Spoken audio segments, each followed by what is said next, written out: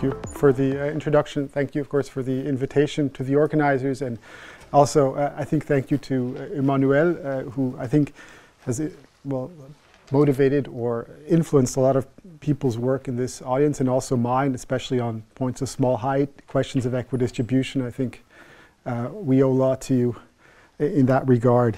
And so I want to talk a bit about questions of small height, where equidistribution, I guess, plays a role too, but maybe not too apparently in this talk.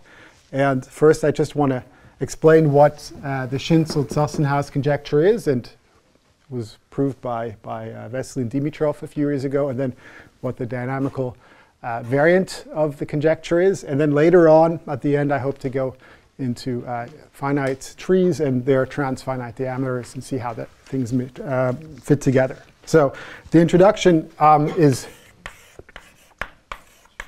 going to be about heights. And everything I say is joint work with Harry Schmidt, so still work in progress. And I think some of you have already seen variation of this talk here. So I want to start out by recalling some basic facts about height functions and just the usual height on the affine line, so to say. So h will be the absolute logarithmic V height. So we take an algebraic number, and its height is a non-negative real number. So this is the absolute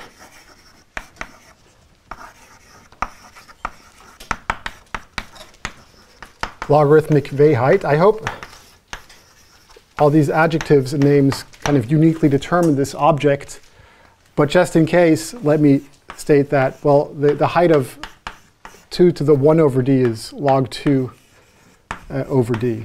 And so that kind of fixes the convention or the normalization. If you want to be explicit, then you can work, for example, with the minimal polynomial of your arguments, the z minimal polynomial, look at its logarithmic molar measure, and then divide the result by the degree. D would be here the degree. D is usually the degree of algebraic numbers in this talk. So this is the height function. That kind of is the starting point of this talk. And it's non-negative, and it takes on the value 0. For example, you can just plug in 0, you get 0. You can plug in a root of unity, and you'll also get 0. And in fact, this is a fundamental fact about this height function, is that the height is 0. So alpha is now an algebraic number if and only if alpha is 0 or alpha is a root of 1.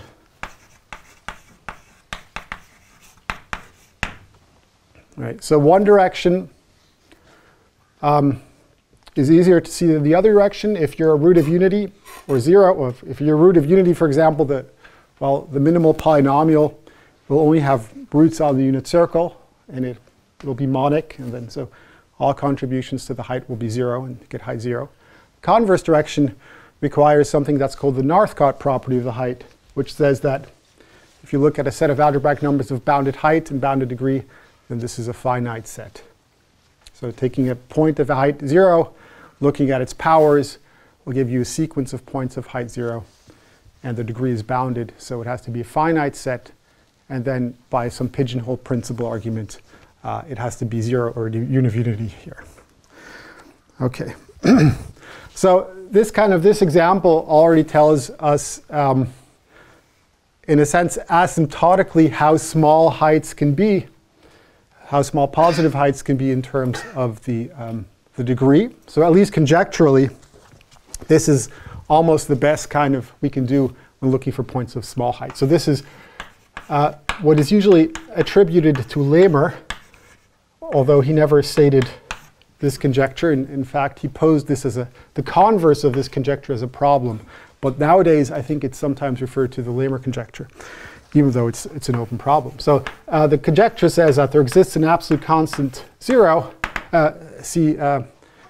abs that's strictly positive, such that if alpha in Q bar has height, has degree d, and is not one of the cases where the height is 0, so alpha is non-zero, alpha is not a root of 1, then the height of alpha is at least this constant divided by the degree. Right? So that's the best, the quickest asymptotic decay of the height you could expect is something like 1 over the degree. Now, can one prove something else that is something explicit in D which gives a lower bound, but maybe worse than this? Yes. So there are worse. There are lower bounds that are worse than this, and I'll write down at least asymptotically what the best known lower bound is, and this is a theorem due to Dobrovolsky from 1979. And his theorem states under the hypotheses that I have here, so not 0, not a root of unity, dot, dot, dot, the height is at least some absolute constant divided by the degree times something that goes to 0 quite slowly. So log d, or maybe right, log 3d divided by log 3d to the 3. So conjecturally, we have this, but unconditionally, we have a lower bound that decays slightly quicker than 1 over the degree. And later on, I'll show you a lower bound that's completely explicit, but has an exponent 2 here instead of 1. In fact, I'll show you this right in a moment. So this is the best, at least asymptotically lower bound. I think there were more recent papers by Voutier, for example, who gave an explicit constant here that's better than what Dobrovolsky got. But this exponent 3 here is still best possible. So no one's been able to replace 3 by anything lower since 1979. So the kind of the starting point of this work is the following really surprising result by Basel and Dimitrov from 2019. And so the result doesn't say give you a lower bound for the height directly, but it gives you a lower bound for the Archimedean contribution to the height. So alpha now is an algebraic integer in Q bar.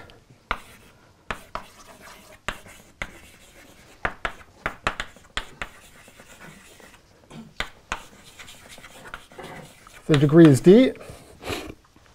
And then we have the usual hypothesis. Alpha is not 0. Alpha is not a root of 1.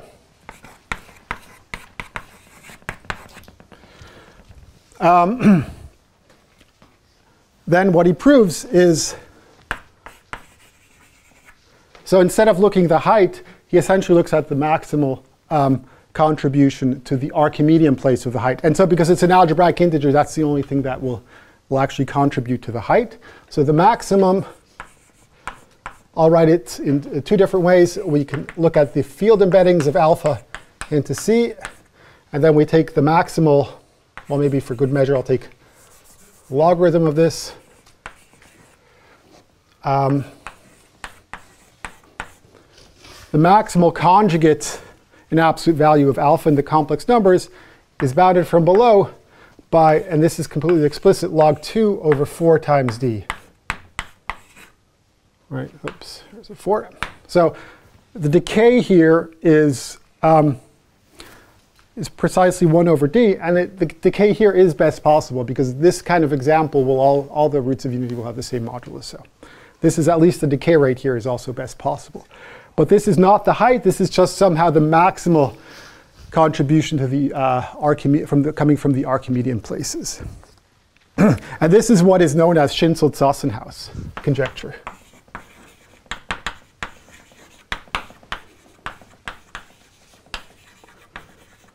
And in fact, you can use this kind of lower bound to get a lower bound for the height because all contributions to the height are non-negative.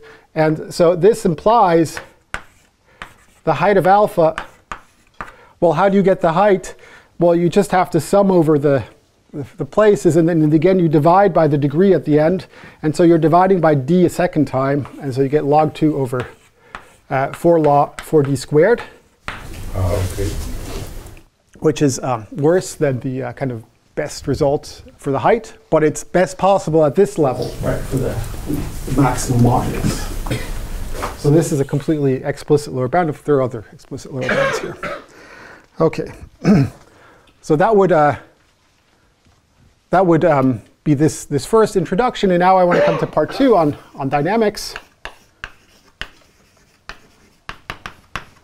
And the idea is to look at dynamical systems that kind of reflect this kind of behavior more generally. So this would be section 2.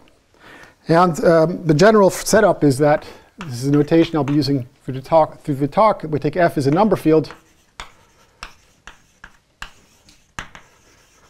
And little f is a polynomial, which will describe our dynamical system. And the degree is little d, lowercase d at least 2. And I'm going to usually assume that f is monic during the talk. So that's the, and how does f describe a dynamical system? Just by plugging in and iterating. So if I have an algebraic number, then the orbit of alpha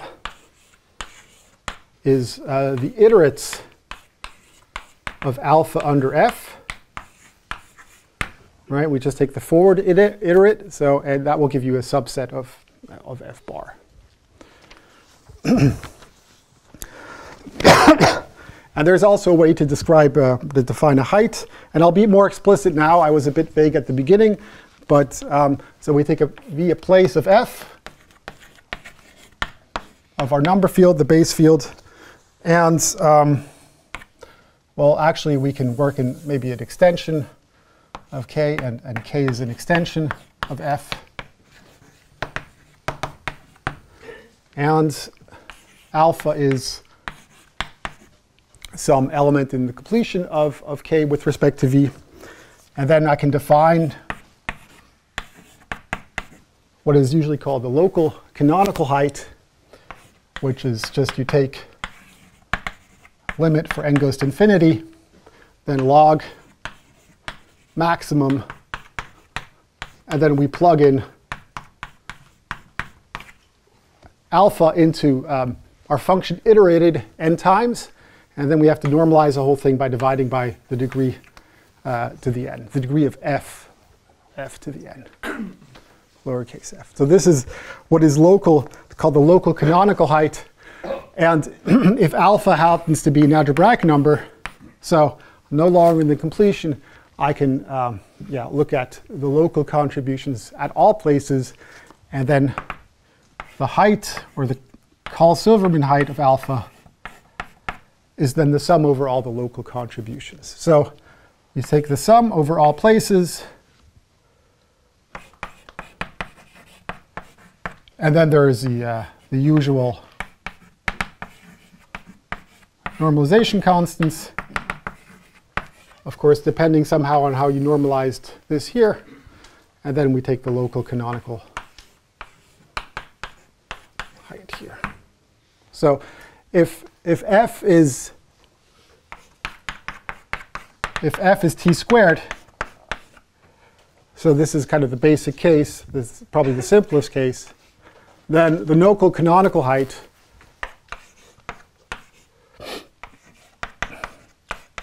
nothing happens in the limit. So the sequence is constant, and it's just log max.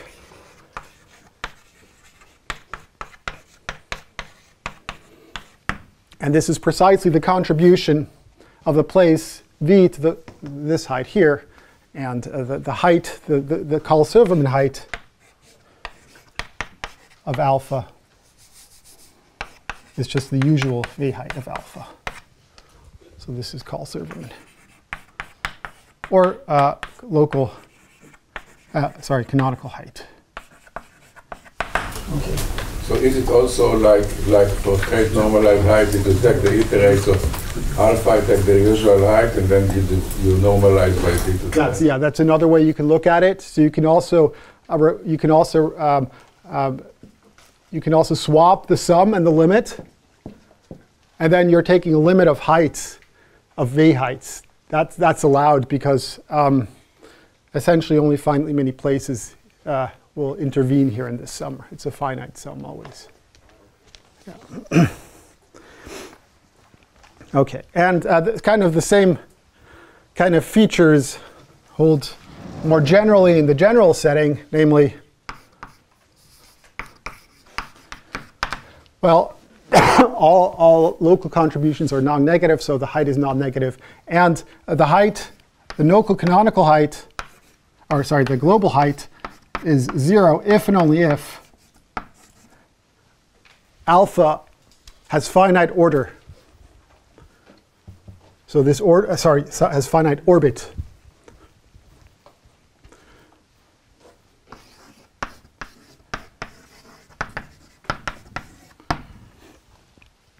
And in this case, the orbit being finite is equivalent to saying alpha 0 or has finite order as a root of unity. So this is the periodic or pre-periodic case. OK, so the same theorem, and this is sometimes called the Kronecker theorem, holds in the dynamical setting as well. And then you can kind of try to, well, you can also write down at least you can propose a dynamical lemma conjecture. So this would be of the same quality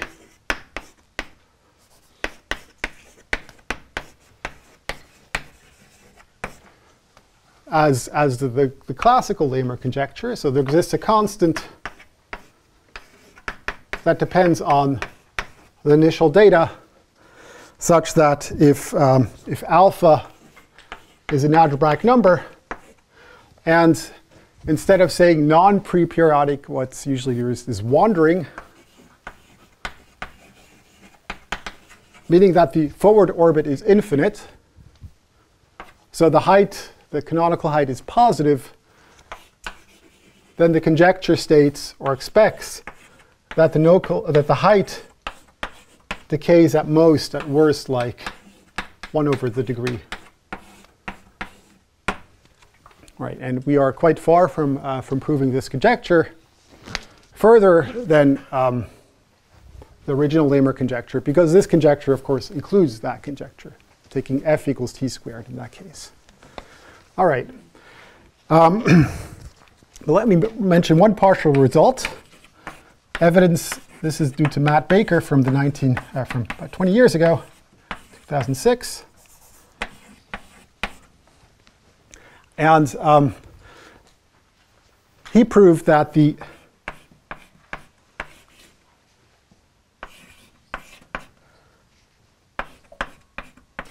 so you looked at the algebraic numbers of small height and small degree.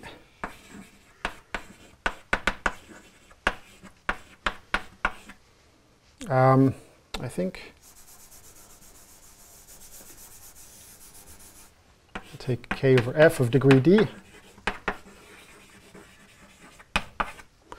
and alpha has to be in k, and the height of alpha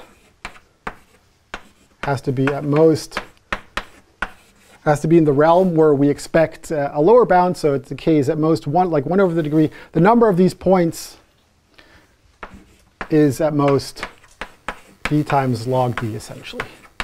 So the theorem says that the number of points of small height meaning that you're kind of in the realm where you expect a lower bound, the k like 1 over degree, the number of points is small, so it grows a bit more than linearly in d. And you can actually use this kind of result to get a lower bound for the height, but which turns out to be not polynomial in d. So C2 is what? Is that absolute constant, or C2 depends on C1? Or? Yeah, C1 and C2, they are constants depending on f.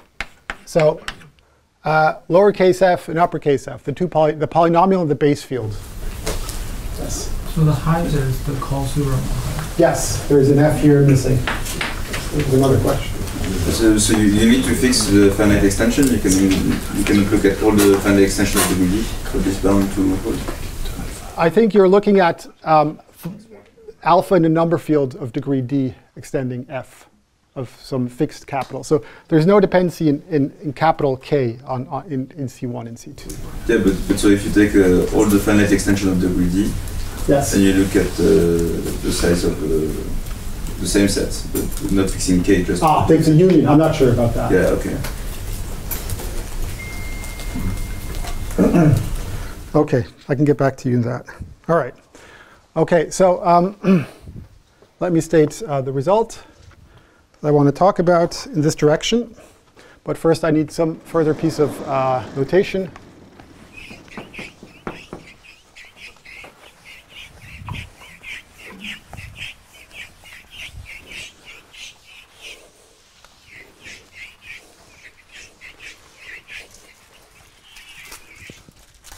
So we were looking at a smaller class than the general. So let me say something further. So his result, Baker's result, also works for rational functions, not just for polynomials. So there's, you can do a lot of these things for rational functions instead of polynomials. And his result also holds in this more general setting.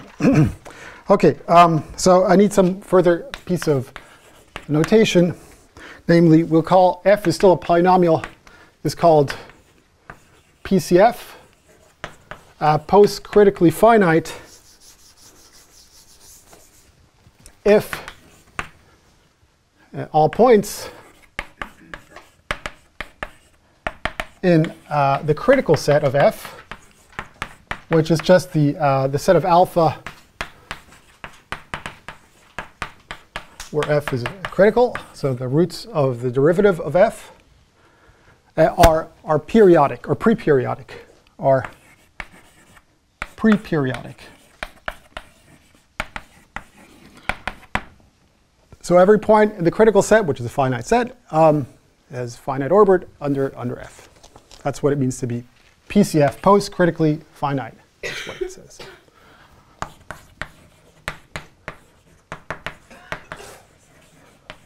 So the post-critical orbit would be the forward orbit of the set of critical points, and finite is finite.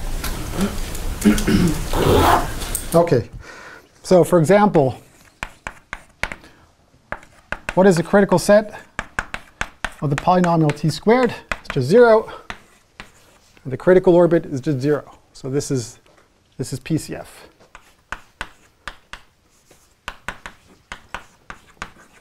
Clear? View. Second example. More interesting, f equals t squared minus 1.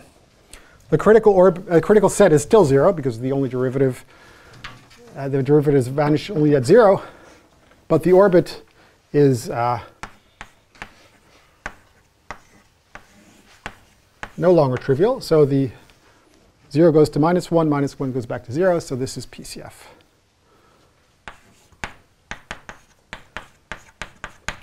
And third example, t squared minus 2. And so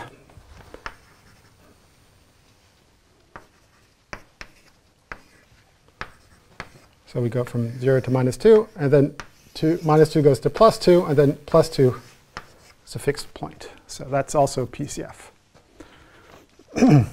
And in fact, there are not many PCF maps over Q, quadratic maps, so there are only finitely many.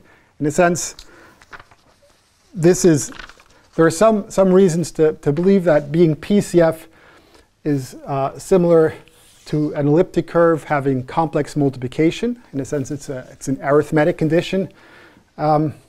That's rare, but there are also cases where this analogy breaks down. We'll see in a moment. Okay, so what is the theorem? So this is joined with Harry Schmidt.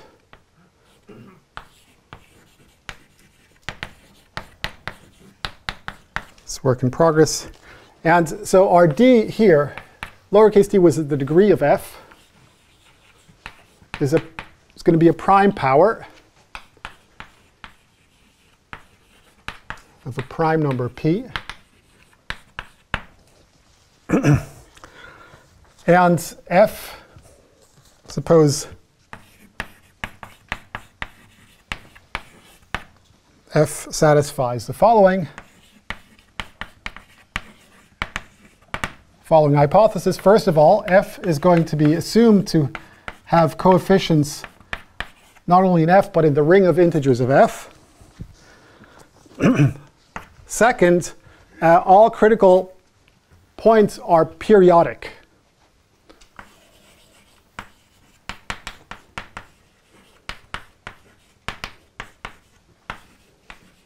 So I'm not asking them to be pre-periodic, but periodic. So they return to themselves after finitely many steps. Not that the orbit is finite. This is a stronger condition than being PCF. This implies PCF, but not the other way around. And finally,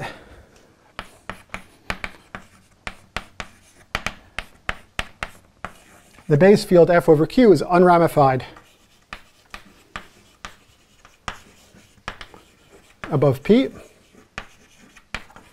P, remember, is the prime that P is the only prime factor of our degree. OK. So I'll say a few words about the hypothesis in a moment. But then there are two conclusions. There's a kind of a Schinzel-Zassenhaus conclusion, which is kind of corresponds to this. And then there is the kind of the conclusion about the height, which corresponds to this implication here. So first, and this is the Schinzel-Zassenhaus kind of type statement. We take any wandering point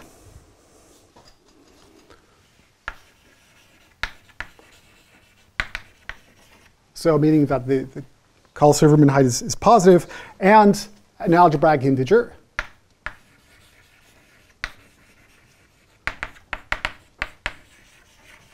And the degree is d. Then let's see the maximum. So we're going to take the following. We're going to take a place, an infinite place of a number field containing alpha. And then we'll take the local canonical height, alpha. And this grows is at least some constant C1 that depends on little f and capital F divided by the degree. So this kind of, it's not a, well, it's the same kind of object. If you take f equals t squared, you get essentially the logarithm log plus here. So important, we only look at the contribution coming from the infinite places here, which corresponds, of course, to the field embeddings. OK, that's the first part of the theorem. And the second part, as I said, is just this conclusion then.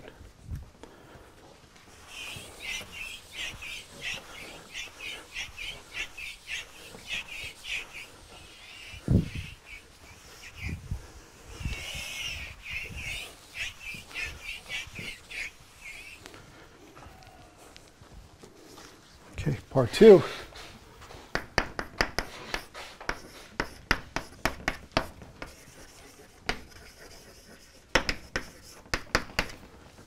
If it's wandering, then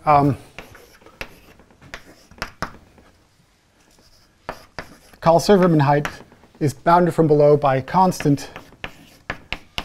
And now we pick up a second power of d, because in the definition of the height we divide by d. So we have divided by d squared at this point. But it's for all algebraic numbers. Because, well, maybe for the expert, this has coefficients in the ring of algebraic integers, so it has good reduction at all places. So the contribution coming from the finite places is much easier to understand than the contribution coming from the infinite places. The infinite places essentially always have bad reduction, but in this case, we forced the finite places to have good reduction by our hypothesis. OK, so there are some remarks. First, I have this condition that f over q is unramified above p. This can be dropped at the cost of decreasing the quality of the bound.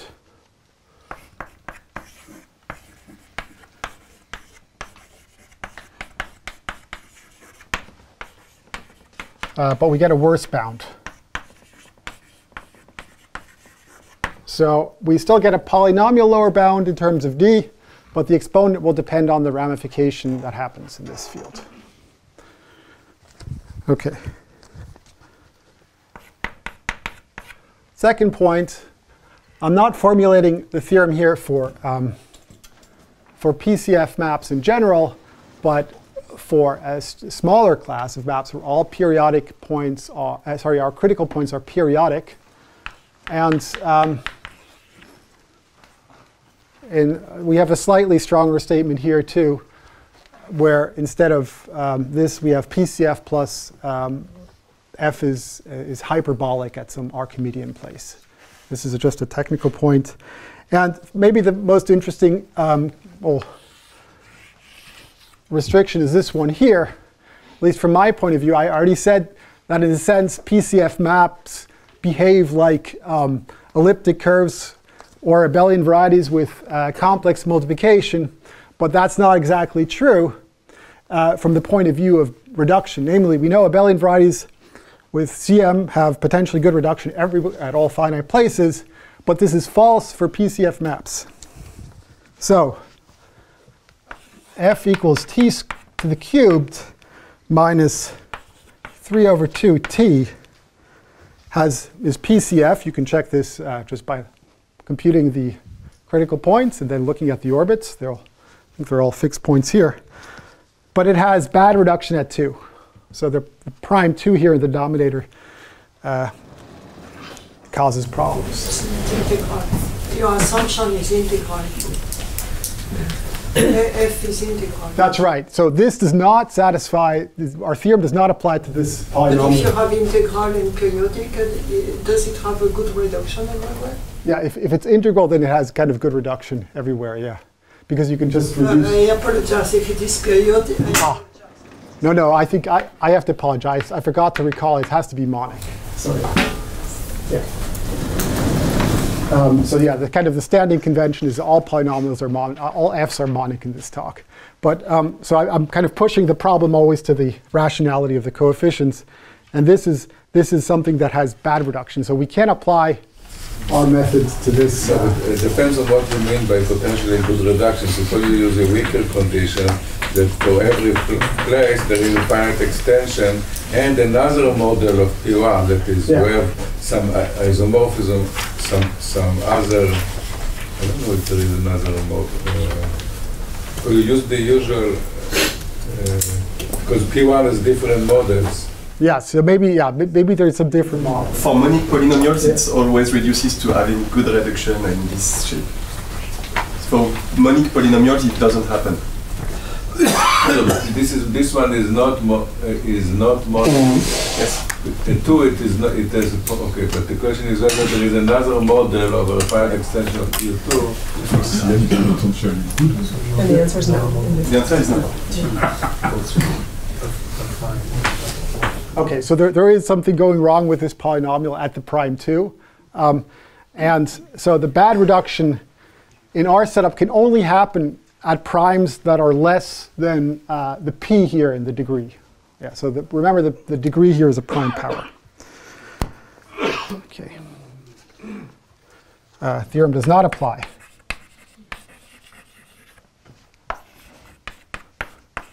And but maybe it's still true. I don't know. The theorem does, but the statement does not apply to this f. Okay, so let me say a few things about the. Oh yeah, maybe there's some further comments or questions. Can you make a comment about how many PCF polynomials are there, and this condition about the actual periodicity of the critical points? What does it mean really? So over an algebraically closure of f, there are infinitely many PCF maps of fixed degree, but over a number field they're only finite linear up to a natural equivalence of change of coordinates. Yeah. So it's in that sense it's kind of like CM elliptic curves, where you have only finitely many J invariants over a fixed number field that are singular. So of CM. And how many of these will satisfy this star? Okay. So the typical case where we can apply the theorem is to unicritical maps, where you take you force the coefficients to be 0 except for this one here, the constant one. And so then you can. There are a lot of cases where you can, but the B will generally have large degree over Q. And oh yeah, I have to say, because we're being recorded, I forgot another hypothesis here. Now F has the form F t to the D plus it's centered.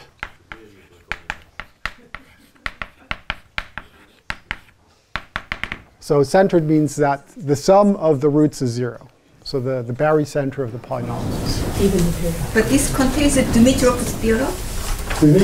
This contains a Dimitrov theorem? Yeah, in principle, yes, but we don't get an explicit constant. So, but the proof then, if you apply it to Dimitrov's situation, it kind of reduces to his proof. So that's what going into next. Yeah. What means wandering? Wandering is non-pre-periodic. The negation of pre-periodic. So the orbit is infinite. What did you say about unicritical? I forgot. Unicritical just means that there's only one critical point, namely 0 in this case here. And these kind of polynomials are satisfy a lot of the conditions I have here. You can force this to have 0 be periodic by just forcing like the orbit length of 0 to be some fixed integer, and the other hypothesis will be satisfied here. Unramified will typically also be satisfied. Does this give back the Dimitrov if you apply to F equal to T? Yeah. So it gives the proof then will reduce to his proof essentially, but we don't get an explicit constant because, as far as I can tell, things are not effective at this level for general principle. It reduces Dimitrov becomes a special case. Yeah, without the explicit constant that he has. Yeah.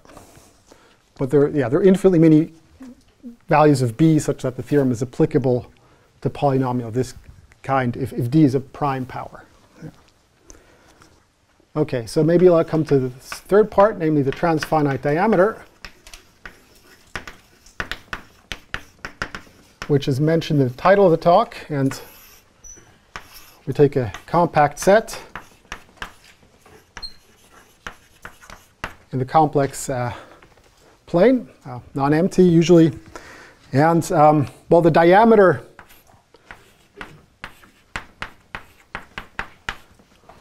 if you take the maximum of two different points in the set, and you let the points run over all set members, then you get the diameter. And the transfinite diameter is if you generalize this kind of object to something that looks like a discriminant. So you take n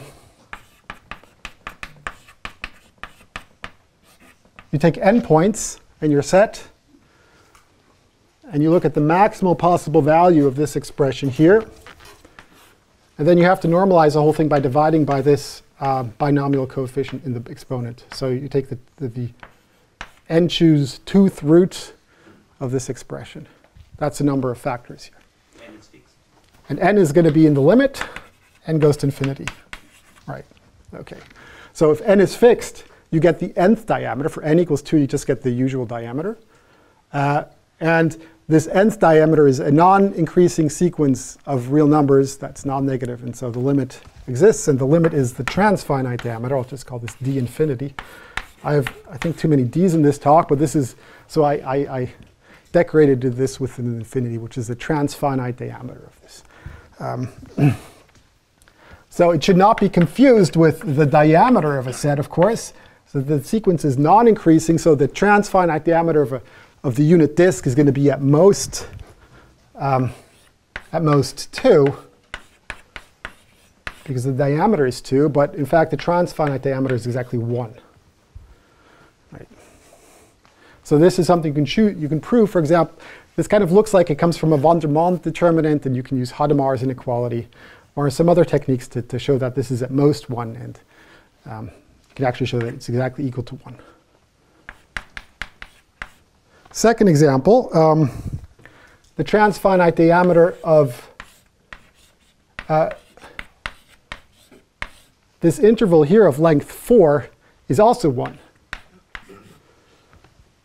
So the transfinite diameter of the unit interval is a quarter.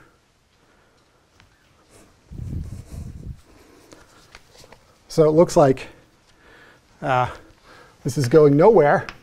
So I'll look at the transfinite diameter of the unit square. And this happens to be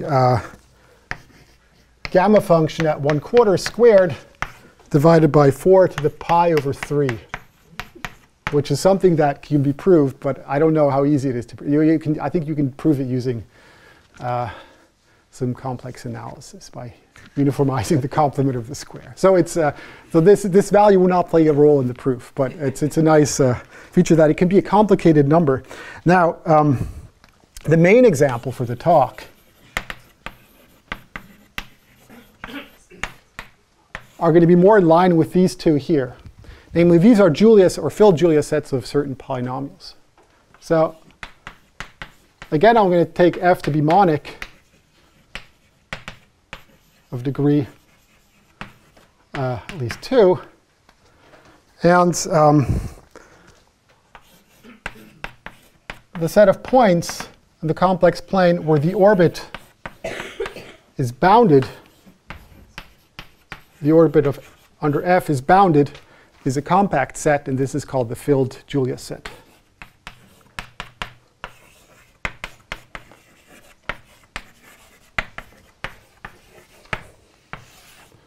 Right, and I drew a picture before my talk.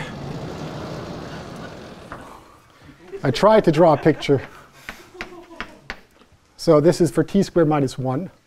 And the filled part, so I drew the boundary actually. The filled part, you have to fill this out. The yellow line is the boundary, the so-called Julius set. And here are the points 0 and minus 1. That's the critical orbit. They play a role. And it turns out, under these quite general hypotheses here, that the transfinite diameter is equal to 1. So this very complicated, this is a fractal, a very complicated set, has a simpler transfinite diameter than the unit square. But that's because this kind of object is well tuned to measure these sets here. Okay, that's a transfinite diameter. And how is it useful?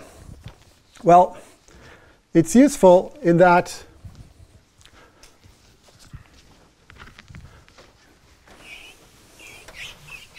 I'll be able to use it to extract some arithmetic from the problem. So another way to write down this, maybe I'll put this over here. Another way to write down this filled Julius set, this is just a 0 locus of the local canonical height. So I'm kind of abusing notation a bit here. This is the same definition for the complex polynomial. This is where this local canonical height vanishes. It's precisely the points where the orbit under f is bounded. This is a continuous map here. It's not obvious, but it's a fact. So if the local canonical height is 0, that means you're close to this boundary. So in a sense, this theorem, giving a lower bound like here, means that there has to be at least one conjugate that is not too close to the filled Julius set. So this kind of measures proximity to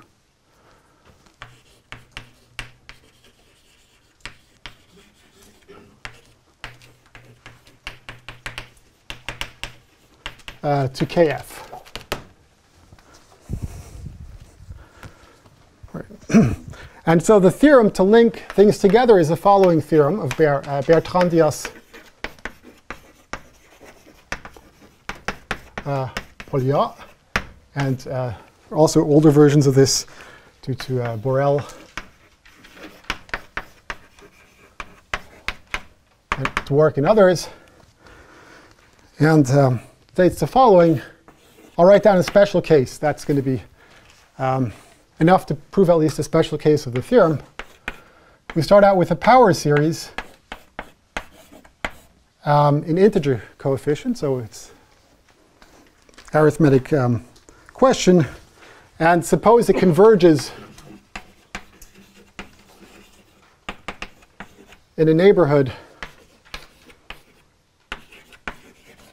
of infinity in the projective line. So it's in 1 over x, it's not an x. So essentially valuing it at infinity means looking at the constant term. And now the assumption is, suppose phi extends to a holomorphic map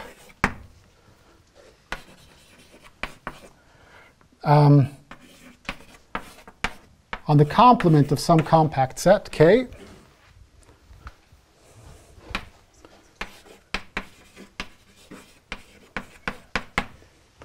then if the transfinite diameter of K is less than 1,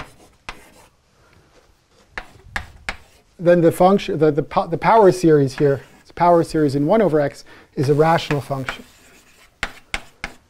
Next. So it's a rationality condition. This was used by Dwork in his work on the Bay conjectures for varieties over finite fields. This kind of condition. Okay. Right. So now I want to show how everything kind of fits together. Oh, there's a third board. Very nice. And this is kind of the strategy, in a sense, the setup that Dimitrov proposed for Schinzel-Zassenhaus.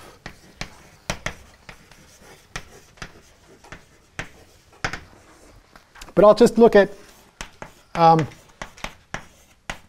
bit more restrictive hypotheses than in the theorem.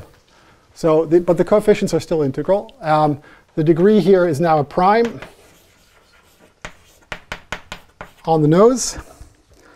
No t to p minus 1 term, as in the theorem. So it's the second highest term is 0. And an algebraic integer that we want to test with all conjugates are close to the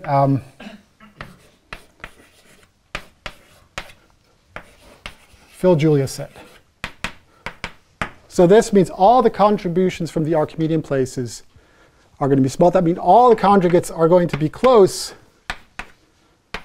to the Julia set. They could also be inside it. That's allowed, but they are close to it.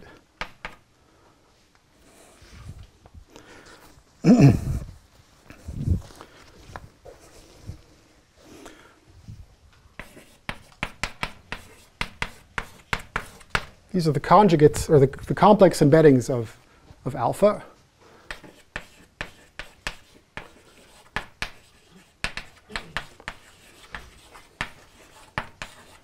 Roots of the minimal polynomial of alpha. Those are these the crosses I kind of plotted here. Now the power series that we use looks like this. We take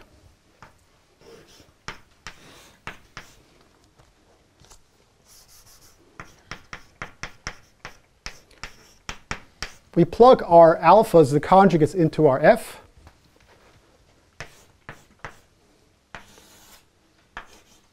P plus 1 times. In the numerator and the denominator, we do it 1 time. And so I'm dividing by x. So what we get here is a power series in 1 over x. That has constant term 1. Then we do this for all conjugates. X is this x here. It's the unknown of the power series. Yeah. And t is the unknown of f. Yeah, it's a bit confusing, maybe. Yeah. So what is this? But this is not. This is a rational function, so there's no point in applying theorem to this one here. But so we, and this was Dimitrov's idea is to take the pth root, right? You take the Newton power series and look at the dth root. Okay. So what happens if you expand this? You get a polynomial. A power series. The only prime that kind of can appear in the denominator will be powers of p coming from this exponent if you look at the corresponding binomial coefficients. So x. Yes, and 1 over x, yes. Now I have confused myself. Okay, it's in 1 over x, but the coefficient ring is not exactly the right one yet, so we need to have integral coefficients. And this is where we use, this is a result of Epstein from 2010. And in this setting, and this holds more generally, but it requires the degree to be a prime power. F is equivalent to t to the p modulo p. So now again, t. So F looks like a lift of Frobenius to characteristic 0. This uses a PCF condition. Well, it uses a weaker condition, so it uses PCF plus the degree is a prime. It's a prime p. And using this here, we're able to show that, in fact, the coefficients are integral. So there's a congruence condition involved here, which also makes use of the fact that we're applying it p to the 1 times here and only 1 time here. So this is the congruence trick. So this is a power series in 1 over x. Of course, it converges in a neighborhood of infinity. Now, what is the goal? The goal of this game is to find a suitable k such that we can apply this theorem. And we need, first of all, that phi extends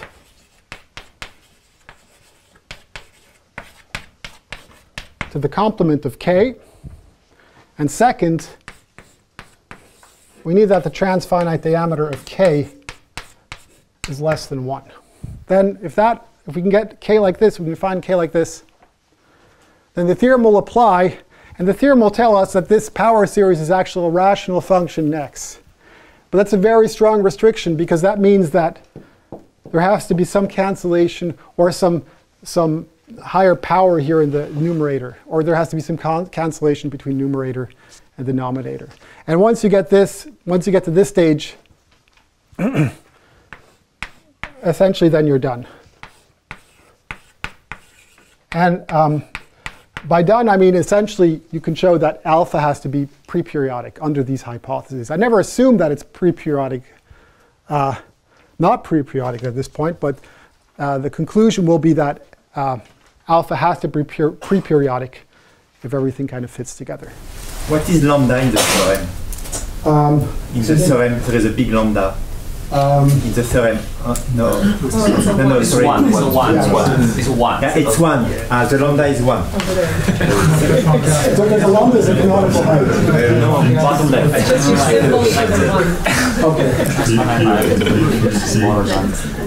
Oh, okay. The transfinite diameter is smaller than lambda.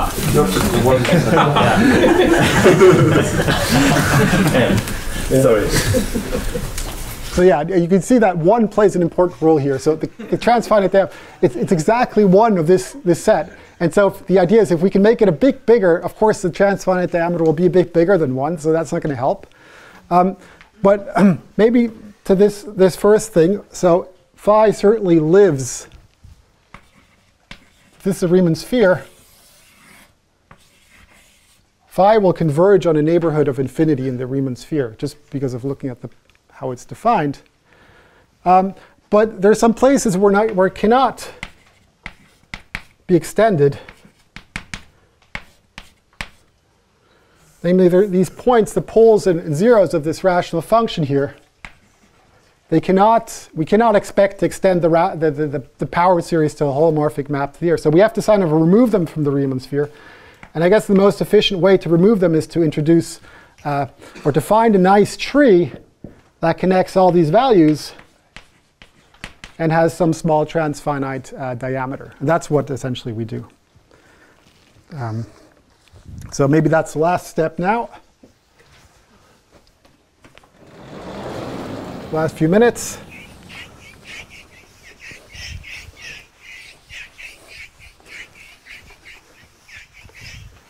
This is the so-called Hubbard tree, which is an object coming from complex dynamics. And again, standing hypothesis now, F is monic, but I'm just going to assume it has complex coefficients.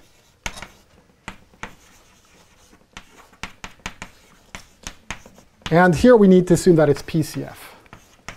So PCF enters into the hypothesis at least twice, namely once for applying this Epstein result for the congruence, and here for the construction of this tree.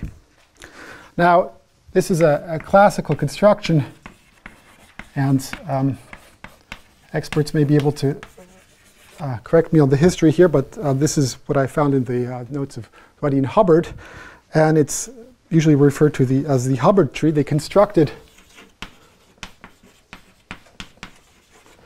a finite tree HF that contains the orbit of all critical points. So it contains the union of all these orbits here, which is, by hypothesis, each orbit here is finite, and there are only finite many critic points. This is a finite set. And in a sense, this tree is canonical, maybe up to finite ambiguity. So for example, if f equals t squared, the tree is in a sense trivial, because there's only one critical point, and the orbit is just 0, so the tree is just a tree with one leaf and zero edges. For f equals t squared minus 1, this is the one we have here, the critical orbit is 0 and minus 1, and the tree is just the unit interval of flipped, the interval minus 1, 0. Right. It's a tree, and it's a similar construction for more general f, which becomes more complicated to compute, but it turns out that this tree is always inside. It's always inside the filled Julia set, and it's stable under the action of f. So if I'm on the tree, and if I plug the tree into f, I'll stay inside the tree. So it's stable under the action of f. Of course, this tree is not very useful because we want to connect. These are the points we want to somehow connect using a tree, and you can see this is not going to help us that much, but the idea is to consider not this one here, but in fact preimages of f of this tree. So we look at the nth preimage of the tree under the n-fold iterate of f. And the fact that this set here contains the full critical orbit means that the preimage will again be a tree. So this will become more complicated to draw, but it'll kind of start branching out a lot.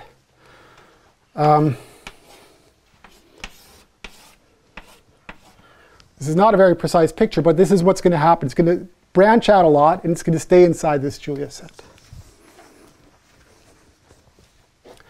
Now, another fact about the transfinite diameter is that it behaves very well under taking preimages.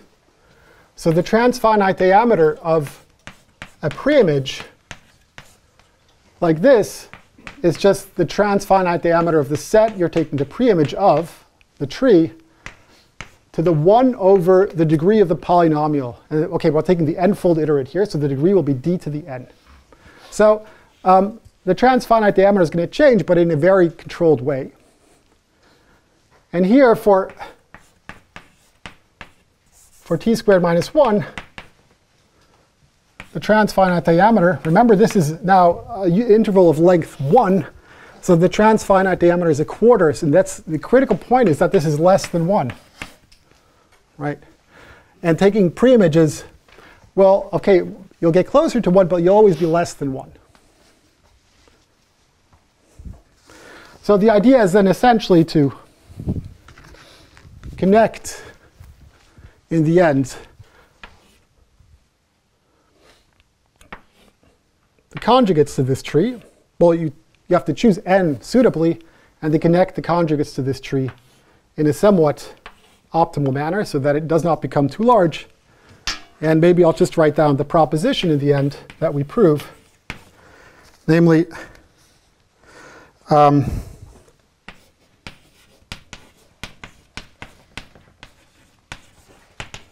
finite set of points in the plane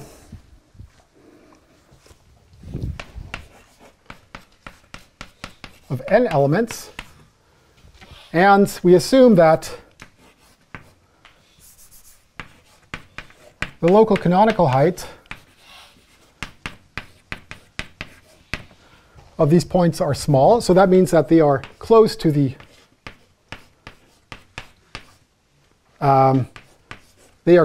boundary, or to the Julia set, the Phil Julia set itself. And being close means that the local canonical height is essentially decays like 1 over the number of points. Then there exists a tree containing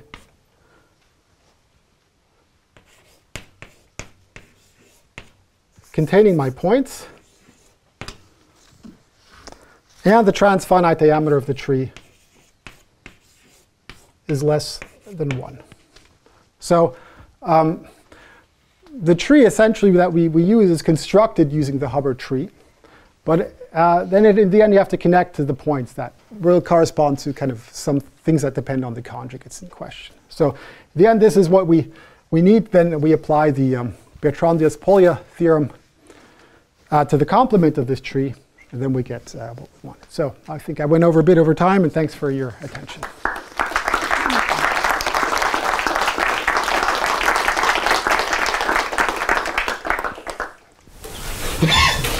Thank you. Are there any questions or comments? So this is where you get the constant to get your main theorem, I guess. So you cannot make this constant explicit? Not as far as I know, no. Yeah, it'd be interesting to look into this kind of question of effectivity in this context. As far as I know, we don't know how to do this. I have a question.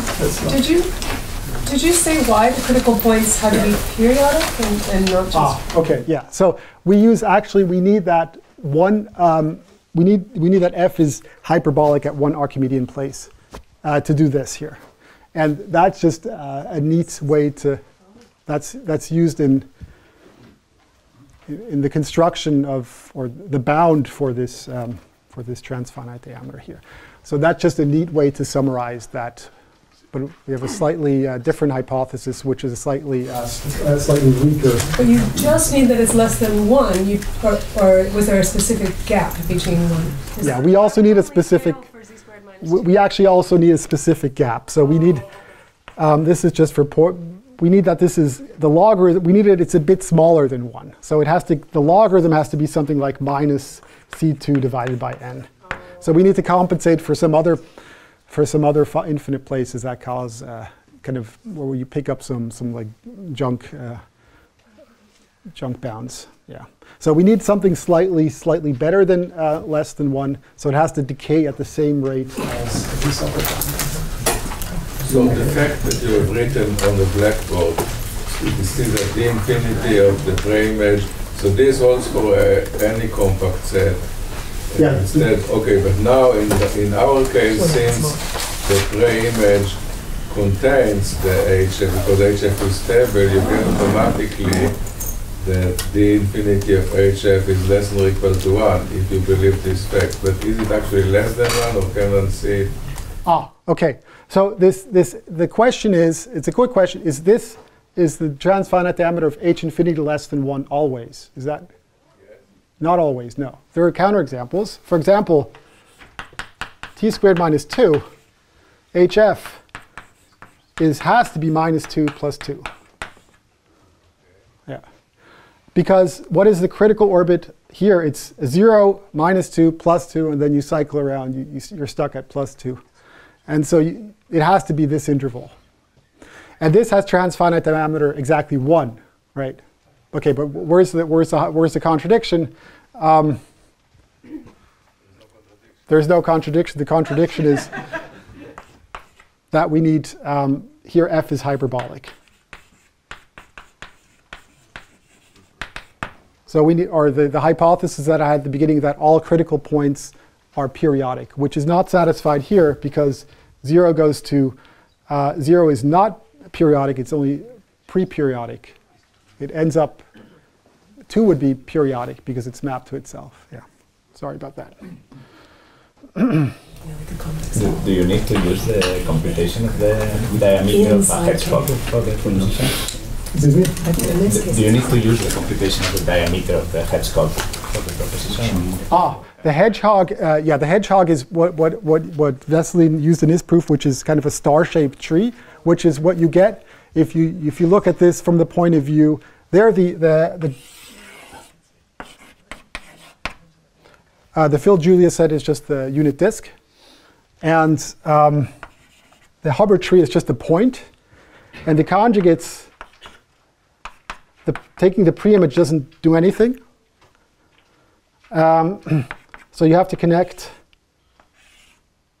the conjugates to the Hubbard tree, and then this is what you get as the hedgehog. And then Veselin, Dimitrov, he used Dubinin's theorem, a result from the 1980s, to bound the transfinite diameter of these star-shaped trees from above, which is of essentially the same quality as this, but it's very explicit. So that's where the log 2/4 comes from. Yeah. So you don't use this? No, we don't use this, no. Because this is kind of more attuned to the dynamical setup, yeah.